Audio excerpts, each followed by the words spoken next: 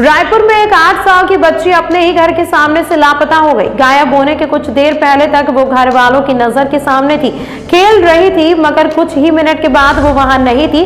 अब 3 दिन हो गए, बच्ची का कोई अता पता नहीं है। परिजनों को शक है कि किसी ने उनकी बच्ची का अपहरण कर लिया है। इस मामले में विधानसभा थाने की पुलिस ने किडनैपिंग का केस दर्ज किया है।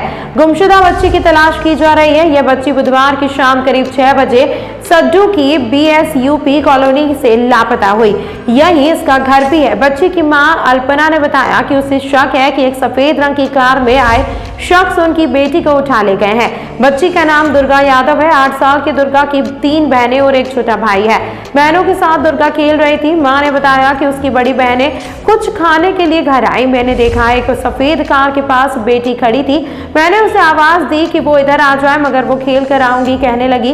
कुछ देर बाद जब मेरा ध्यान गया, वो कार भी गायब थी और मेरी बेटी भी। मां ने बताया कि हमने आसपास खोजा, दूर दराज के गांव गए, रिश्तेदारों को फोन किया, कहीं बच्ची का पता नहीं चला है। मेरी बेटी घर का पता जानती है, हमारा नाम भी जानती है। कोई जबरदस्ती उसे अपने साथ ले गया है। सफेद कार के बारे में अल्पना ने कहा कि एक सफेद गाड़ी हमेशा हमारे मोहल्ले में आकर रुका करती थी। उसमें कौन होता था हम नहीं देख पाए, मगर बेवजह कभी पान के ठेले तो कभी किसी के घर के बाहर वो गाड़ी खड़ी हुआ करती थी। मेरी बेटी को तो सफेद गाड़ी वाला ही ले गया होगा।